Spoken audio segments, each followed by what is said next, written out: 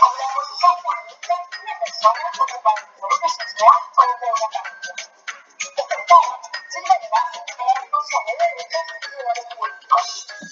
La palabra Estado proviene del latín estatus. Esta concepción se relaciona con uno de los sentidos que estaba abierta, y era el de posicionamiento social. La palabra Estado proviene del latín status. Esta concepción se relaciona con uno de los sentidos que tomaba el Estado y era el de posicionamiento social. En Roma se apuntaba a 3 estatus diferentes: el status libertatis, que era la calidad de libertad de una persona; el status civitatis, que era la calidad de ciudadano romano; y el status familiae, que era posición que ocupa una persona. La palabra Estado, concepto de estado de familia. El estado de familia se refiere a la posición que se tiene en ella, de la cual surgen relaciones jurídicas familiares que traen aparejadas con ella una serie de derechos y obligaciones. Estos son generalmente recíprocos. Esta está determinada en relación a el matrimonio, pudiendo ser soltero, casado, viudo, divorciado, separado de hecho; la unión convencional, conviviente o con yegua afín; relaciones parentales, parentesco sanguíneo, parentesco adoptivo, parentesco por afinidad, en la que se tiene con parientes consanguíneos; parentesco por voluntad procreacional, deriva del consentimiento que se presta a una persona para ser progenitor mediante técnicas de reproducción humanas. Caracteres del estado de familia. El primer carácter es la universalidad. Abarca todas aquellas relaciones jurídicas familiares, no solo aquellas determinadas por filiación, que es el vínculo que une al hijo con su progenitor, sino que también contiene las relaciones que surgen del matrimonio, de la adopción y del parentesco. Correlatividad. Generalmente tiene reciprocidad. ¿A qué ha referido a derechos y obligaciones? Es decir, que los derechos y obligaciones le corresponden a las distintas partes que conforman el Estado. Oponibilidad. Es necesario que cumplan ciertas formalidades que normalmente tienen fines probatorios, como por ejemplo haber sido escritos en los registros públicos. A esto lo denominamos erga omnes y es necesario que se cumpla para hacer valer o ejercer los derechos que derivan de dichas relaciones. Estabilidad. Tiene permanencia mientras no se dé un hecho u acto jurídico que produzca la modificación o exaltación de dicho estado. Esto quiere decir que, si bien es estable, no es inmutable. Ejemplo de esto puede ser el divorcio, la muerte o el matrimonio. Además, podemos decir que el estado no es transmisible por acto jurídico. Nadie podrá ceder su calidad de esposo o de hijo. Además, es intransigible, conforme a lo dispone la ley o el artículo 1644, el cual establece que no pueden ser objeto de transacción los derechos sobre las relaciones de familia o el estado de las personas.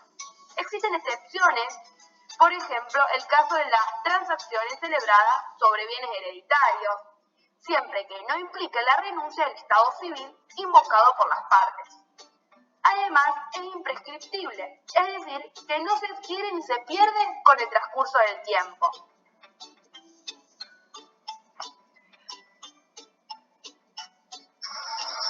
Efectos del Estado. En primer lugar, sirve para determinar el número y la naturaleza de los derechos y las obligaciones que interesan a las personas. Influyen en la capacidad del ejercicio y el nombre de las personas. Determina las incapacidades de derecho. Crea un derecho subjetivo a favor de la persona. Por lo tanto, ésta puede cuidar su estado mediante las acciones de Estado. También la excusación o recusación y la posibilidad de declarar como testigo, derecho procesal. Y por último, puede resultar factor protector o agravante en determinados delitos. Estado. Los hechos o actos jurídicos requieren de un emplazamiento en el estado de familia. Constituyen el título de estado de familia en sentido material o sustancial. Estos acontecimientos deben ser asentados en documentos públicos denominados partidas, que son el título formal del estado de familia. Este título puede estar dado por una sola partida o por un conjunto de instrumentos públicos. Las partidas no son el último título formal, también cumplen la misma función las sentencias judiciales recaídas en una acción del Estado. La posterior inscripción en el registro civil tiene una función de publicidad formal, pero la sentencia en sí ya es un título de estado de familia.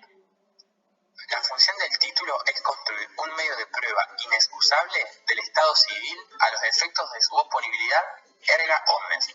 Esto quiere decir que el matrimonio, la filiación, etc., se prueban exclusivamente por las respectivas partidas que lo acrediten. La posesión de Estado consiste en la posesión de un estado de familia sin que la persona tenga el título para ese estado. Para entender mejor voy a dar un ejemplo. Existe la persona que disfruta del estado de hijo, pero sí está inscrito como tal. Esa persona entonces recibe por parte de otra el trato de hijo. Por ello, observamos algunos elementos para que una persona goce de la posesión de un estado civil, remarcados en el estado de hijo. En primer lugar, nomen. Esto sería que el individuo lleve el apellido de aquella persona con la cual se comporta como hijo. En segundo lugar, tractatus. Sería que la persona reciba el trato de hijo. Y por último, fama, que sería que la persona reciba públicamente tal trato haciendo que el resto de la gente conozca sus circunstancias. Es importante aclarar que la doctrina y la jurisprudencia se elaboraron estos elementos, puntualizando que la nomen y la fama son menos trascendentes que el trato. También existen artículos que regulan lo que dije anteriormente. Por ejemplo, el artículo 584 establece que la posesión de Estado adecuadamente acreditada en juicio tiene el mismo valor que el reconocimiento, siempre que no sea desvirtuada por pruebas sobre el nexo genético. Y el artículo 423 regula lo referido a la prueba de matrimonio. La posesión por sí sola no es prueba suficiente para establecer el estado de casados o para reclamar los derechos civiles del matrimonio.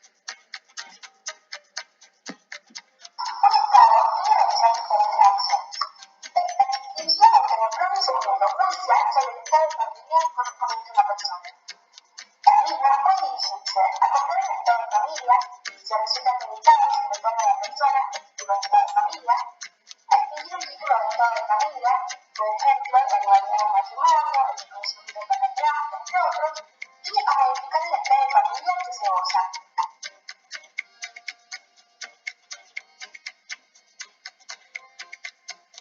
Una de las pruebas del Estado son los registros civiles. Los mismos son creados y regulados por cada provincia. No obstante, existe una ley, la 26.413, que establece un marco regulatorio nacional, el cual dispone en el artículo 1 que todos deberán inscribirse en los correspondientes registros de las provincias de la Nación y la Ciudad Autónoma de Buenos Aires.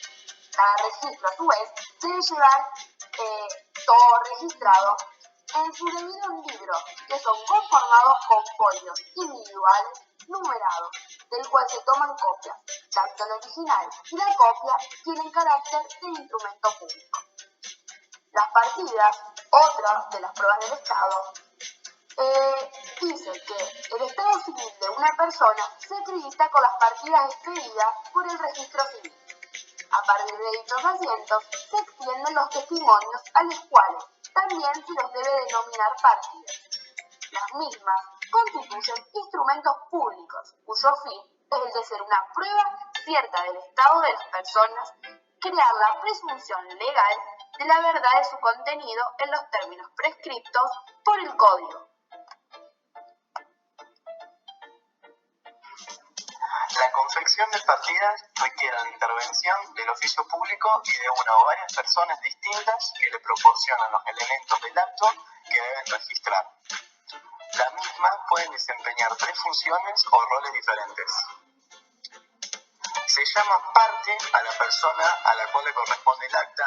La misma puede actuar por sí sola o por medio de apoderado. Por otro lado están los declarantes, que son las personas que hacen conocer al oficial público el hecho que debe inscribir. Lo hacen cuando la persona no está en estado de hacerlo o cuando ya no existe. Y por otro lado están los testigos, que son los que manifiestan que el acto o hecho les consta. Actualmente su importancia es menor y son los requeridos en el matrimonio.